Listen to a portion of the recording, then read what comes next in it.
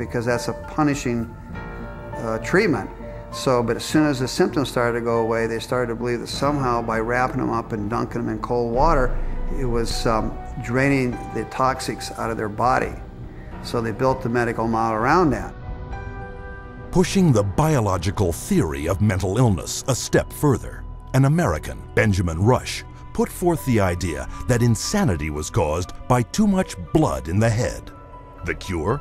Remove the blood by any means possible. Restraint, cold water, bleeding, even terror. And with that, a new medical model was created. Benjamin Rush was probably the most famous American physician of the Revolutionary era. Rush was known as the master bleeder. He bled his patients for madness.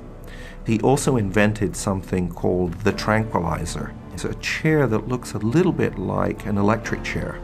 The patient was confined in this apparatus, sometimes with cold water applied to his or her head, for some hours at a time, and Rush announces in a letter that he's invented this new contraption and dubbed it the tranquilizer.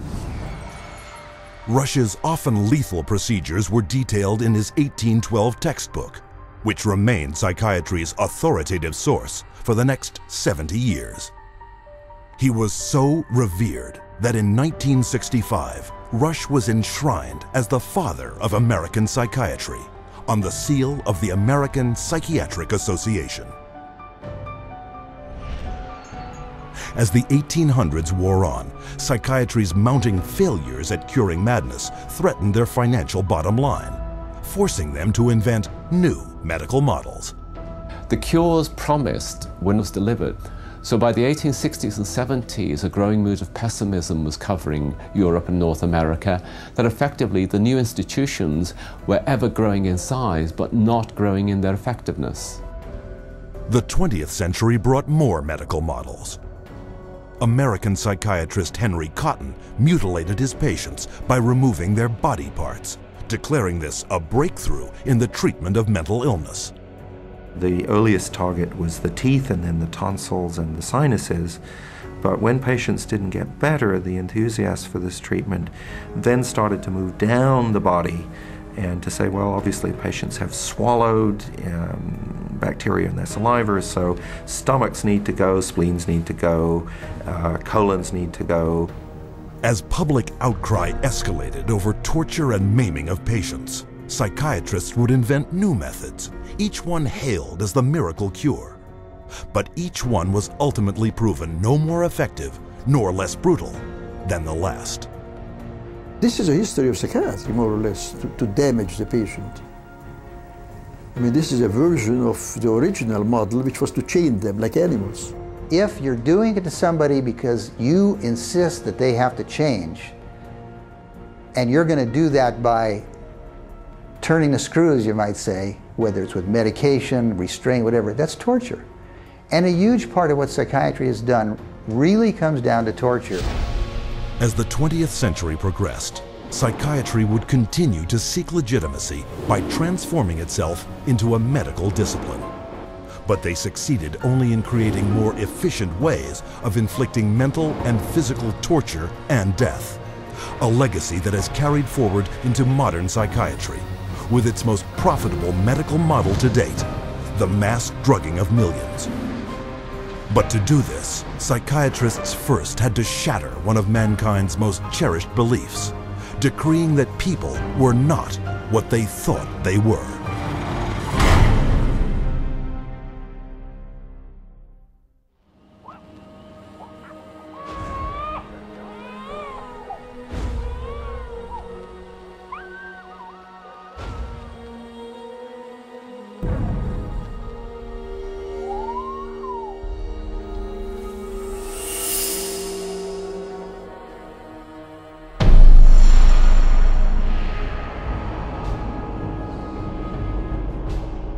Leipzig University, Germany, 1879. Professor Wilhelm Wundt experiments on the human senses. Wundt declares man's thoughts, personality, and behavior are nothing more than chemical reactions in the brain. Wundt became frustrated with his inability to change behavior. because he was dealing with the original, psychology. That's the psyche, that's the soul. He created a new science, which was based on man being an animal without a soul, to be trained. Not to be a thinker, but to be trained. Students from around the world gathered to study Wundt's new definition of man as a soulless organism. The spirit of the age was summed up by German philosopher Friedrich Nietzsche. Gott ist tot.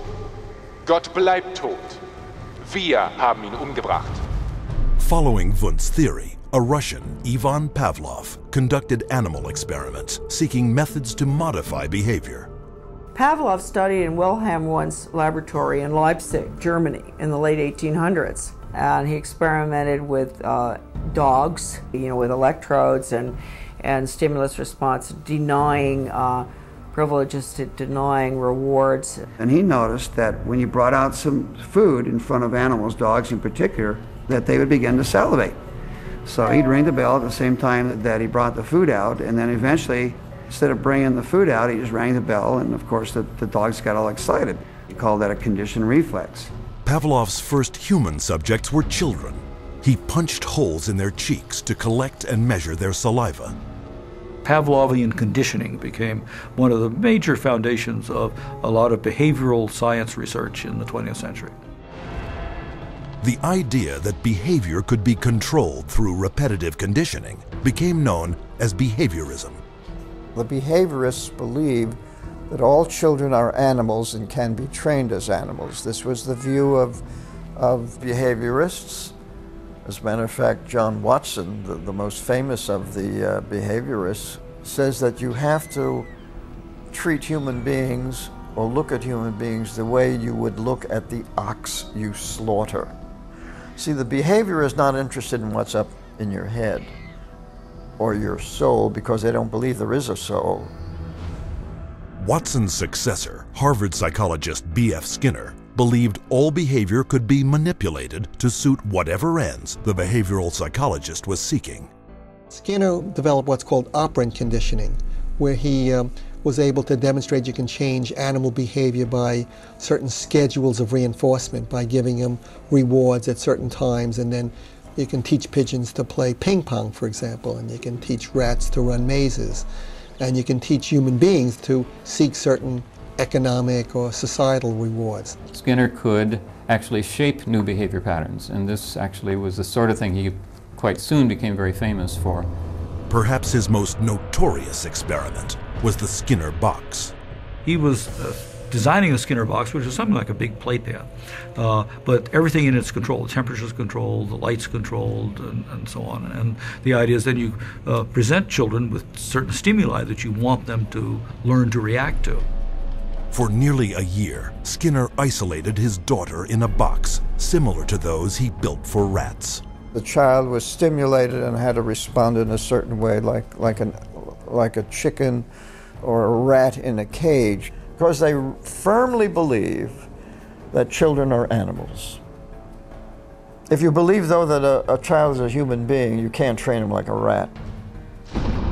Today, about $40 million a year in taxpayer money is paid out by the United States National Institute of Mental Health for behavioral psychology research. A total of $19 billion since 1948. With these funds, psychiatrists apply the same conditioning techniques